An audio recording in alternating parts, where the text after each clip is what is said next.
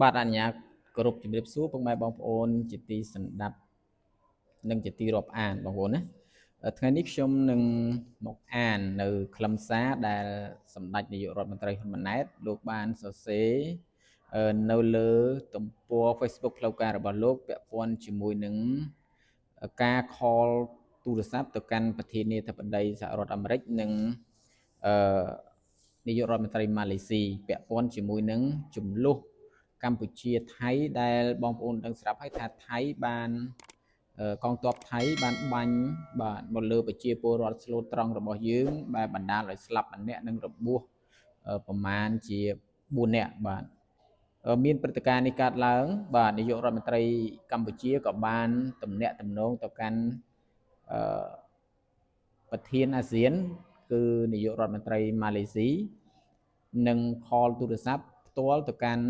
ប្រធានាធិបតីសហរដ្ឋអាមេរិកលោកដូណាល់ត្រាំផងដែរកុំឲ្យខាតពេលយូរខ្ញុំនឹងអានអត្ថបទទាំងស្រុងរបស់សម្ដេចដែលលោកបានសរសេរនៅក្នុងទំព័រ Facebook ផ្លូវការរបស់លោកបាទនាយប់ថ្ងៃទី14វិច្ឆិកាឆ្នាំ2025ខ្ញុំបានជួបពិភាក្សាតាមទូរស័ព្ទជាមួយឯកឧត្តម Donald J. Trump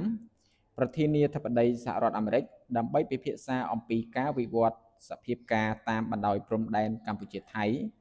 ក្នុងគោលបំណងបន្តជំរុញការអនុវត្តកិច្ចព្រមព្រៀងសន្តិភាពរវាងកម្ពុជានិងថៃតាំងនាមប្រជាពលរដ្ឋកម្ពុជាខ្ញុំបានថ្លែងអំណរគុណឯកឧត្តមប្រធានាធិបតីត្រាំដែលបានផ្ដួចផ្ដើមនិងសម្របសម្រួលឲ្យមានបទឈប់បាញ់រវាងកម្ពុជាថៃកន្លងមកនិងសម្រេចបាននៅសេចក្តីថ្លែងការណ៍រួមទីក្រុងកូឡាឡាំពួរដើម្បីស្វែងរកសន្តិភាពយូរអង្វែងសម្រាប់កម្ពុជាថៃខ្ញុំក៏បានបញ្ជាក់ជាថ្មីអំពីការប្រកាន់ខ្ជាប់យ៉ាងម៉ឺងម៉ាត់របស់កម្ពុជាក្នុងការបន្តអនុវត្តតាមស្មារតីសេចក្តីថ្លែងការណ៍រួមទីក្រុងកូឡាឡាំពួរនិងសង្ឃឹមថាភាគីទាំងពីរនឹងបន្តធ្វើការជាមួយគ្នាស្របតាមគោលការណ៍និងយន្តការទ្វេភាគីដែលបានឯកភាពគ្នាឯកឧត្តមប្រធានាធិបតីត្រាំបានគូសបញ្ជាក់ជំហរយ៉ាងច្បាស់លាស់ថាឯកឧត្តមចង់ឃើញសន្តិភាពស្ថិតស្ថេររវាងកម្ពុជានិងថៃក្នុងន័យនេះឯកឧត្តមប្រធានាធិបតីនឹងបន្តតាមដានកិច្ចការនេះដោយយកចិត្តទុកដាក់ដើម្បីធានាមិនឲ្យមានការផ្ទុះអាវុធឡើងវិញនៅតាមបណ្ដោយព្រំដែនកម្ពុជាថៃកម្ពុជាបន្តរក្សាជំហរក្នុងការដោះស្រាយបញ្ហាព្រំដែនដោយសន្តិវិធីដោយអនុលោមតាមគោលការណ៍និងយន្តការដែលបានឯកភាពគ្នាកន្លងមកដើម្បីដោះស្រាយបញ្ហាព្រំដែនកម្ពុជាថៃនិងកសាងសន្តិភាពយូរអង្វែងរវាងប្រទេសទាំងពីរបាទបងប្អូននេះគឺជាខ្លឹមសារទាំងស្រុងដែលសម្ដេចនាយករដ្ឋមន្ត្រីកម្ពុជាបាទលោកបន្ទាប់ពីលោកបានពិភាក្សាតាមទូរស័ព្ទជាមួយនឹងឯកឧត្តម Donald Trump ប្រធានាធិបតីសហរដ្ឋអាមេរិកអត្ថបទនេះគឺសម្ដេចហ៊ុនម៉ាណែតដដែលលោកបាន call ទូរស័ព្ទទៅកាន់លោក Anwar Ibrahim នាយករដ្ឋមន្ត្រីម៉ាឡេស៊ីអញ្ចឹងខ្ញុំសូមអានតែម្ដងនារសៀលនេះខ្ញុំបានជួបពិភាក្សាតាមទូរស័ព្ទជាមួយឯកឧត្តម Anwar Ibrahim នាយករដ្ឋមន្ត្រីម៉ាឡេស៊ីដើម្បីពិភាក្សាអំពីការបន្តស្វែងរកដំណោះស្រាយជម្លោះព្រំដែនកម្ពុជាថៃដោយសន្តិវិធី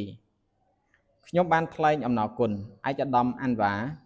ដែលបានបន្តដើរតួនាទីយ៉ាងសំខាន់និងសកម្មក្នុងការសម្របសម្រួល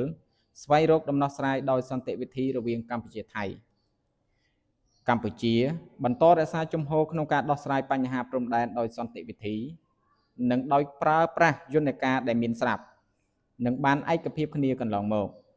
ជាពិសេសស្របតាមស្មារតីនៃសេចក្តីថ្លែងការណ៍រួមទីក្រុងកូឡាឡាំពួរនៅថ្ងៃទី26ខែតុលាឆ្នាំ2025ដើម្បីឈានទៅដល់ការបញ្ចប់ជម្លោះព្រំដែននិងកសាងសន្តិភាពរវាងប្រទេសទាំងពីរបាទនេះគឺជាខ្លឹមសារដែលសម្ដេចបានទំនាក់ទំនងតាមទូរស័ព្ទជាមួយនឹងឯកឧត្តម Anwar Ibrahim នាយករដ្ឋមន្ត្រីម៉ាឡេស៊ីបាទអញ្ចឹងបងប្អូនដឹងស្រាប់ហើយថាថៃនៅតែបន្តសកម្មភាពបង្កចំនួនជាមួយនឹងកម្ពុជាយើងដោយមិនព្រមឈប់នោះទេទោះជាមានកិច្ចព្រមព្រៀងបទឈប់បាញ់ក៏ដោយបាទដែលមាននាយករដ្ឋមន្ត្រីសំទោសដែលមានប្រធានាធិបតីអាមេរិកលោក Donald Trump បាទមកធ្វើជាសាក្សីផ្ទាល់នៅកិច្ចចុះកិច្ចព្រមព្រៀងនៅទីក្រុងកូឡាឡាំពួរថ្ងៃមុននឹងក៏ដោយបាទ ចឹងវីដេអូនេះមានប៉ុណ្ណឹងបាទសូមអរគុណសូមជម្រាបលាបងប្អូនបាទ